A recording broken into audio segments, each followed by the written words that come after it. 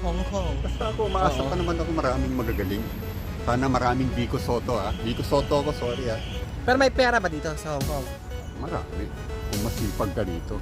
Mas aasenso ba ang mga Pinoy na nagtatrabaho sa Hong Kong kaysa sa Pinas? Oo naman, kasi nakakatipid ka rito At lumipad ang aming team dito sa Hong Kong para interviewin ang kuya ng DNA Channel na si Alain Dupaya.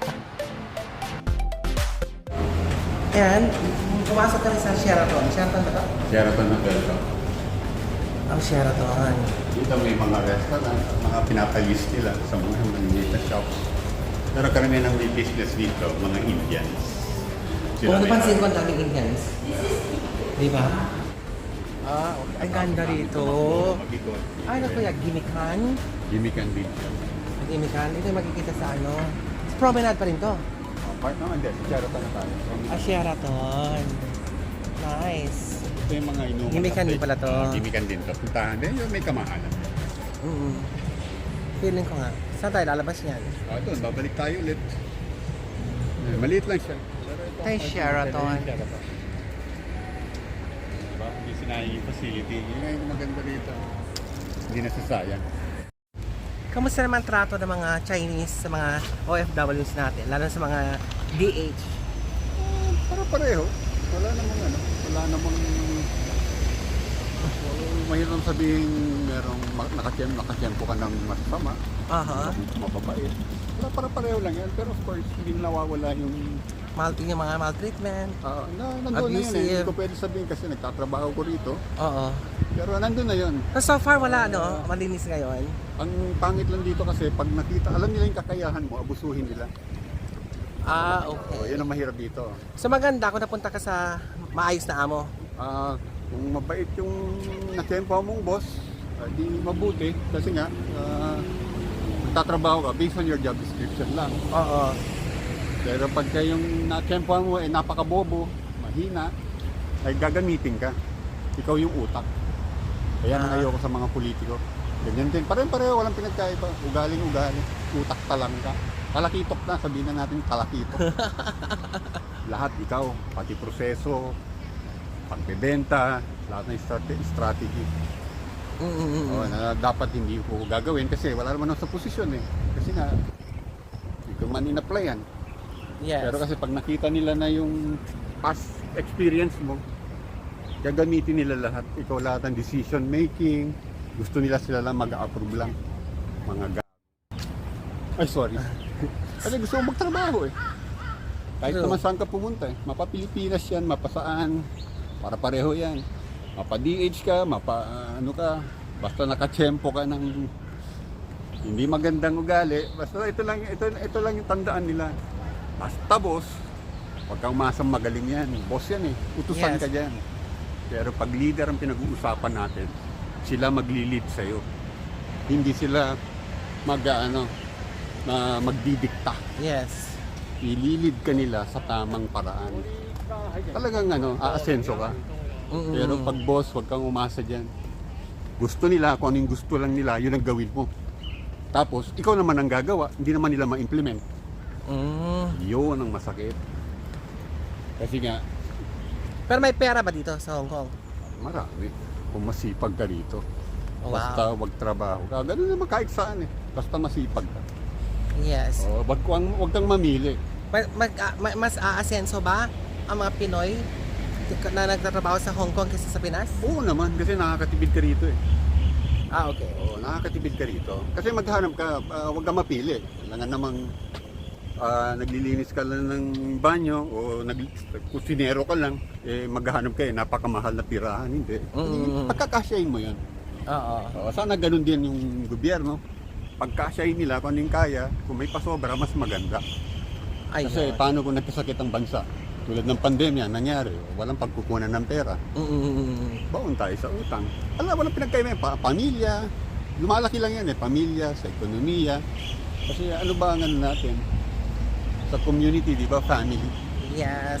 Yan po ang opinion ni Alain Dupaya dito sa mga OFW na nagtatrabaho sa Hong Kong. Basta ako, umaasa pa naman ako maraming magagaling. Sana maraming Vico Soto Vico Soto ako, sorry Ay, Talaga yes. yung niya, gusto ko Ayun. Siguro pareho lang kami ng ano nga, ng Adhikain. adikain, pananaw. Yes. Pag ganun, hindi naman tayo magaling eh. Kasi kung magaling ako, nabulitikan sana ako. Enjoy lang nila, yun lang masasabi ko sa mga ano, kapag buwisit yung amo, meron naman tayong mga ahensya na pwede nilang puntahan. Siyempre, yung hindi naman natin masabi yung paghihirap, wala tayo sa sapatos nila. Yes. Well, kung ako naman, sa pinagdadaanan ko, nandun na rin ako sa sapatos na yun. Ayun. So, pabalik na tayo sa Tayo dito sa mall. mall. Okay. Port, sa government facility.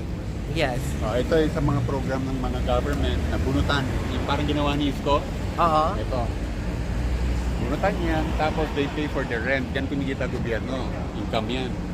Yan. Oo, nire-rentahan yan. So bahala yung mga tao kung gusto nilang lease to own, nabibili rin nila.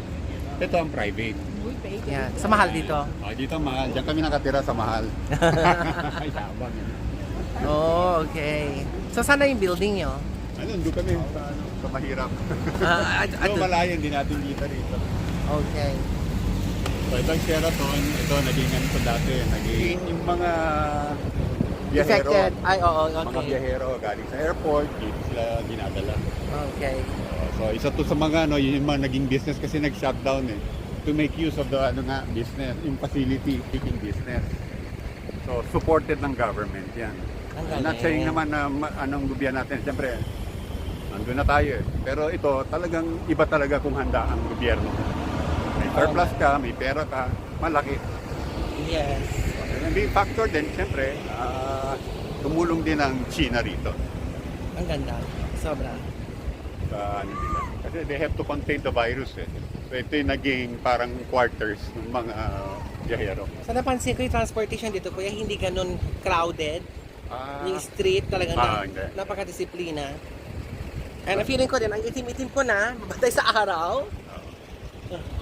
Kasi dito tayo pwede pumasok tayo rin sa dito. Ano to kayo, clubhouse? Ito ang clubhouse nila. Ang ganda. Walang ganito sa Pilipinas. Sana magkaroon din tayo. Okay. Fanta. Gusto ko ng Fanta. Fanta. Okay.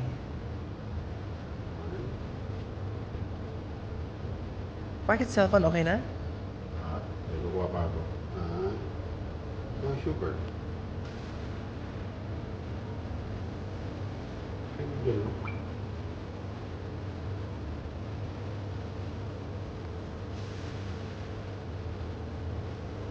Okay. Octopus. Wow. Ganyan sa Hong Kong, sa clubhouse. Cellphone lang. Cellphone kuya, parang Gcash yan? Parang Gcash yan. Itatap mo lang dito. And then, oh my God. Wishing Philippines, di ba? Magyayari din yan. Ang galing. And then lalabas na siya doon.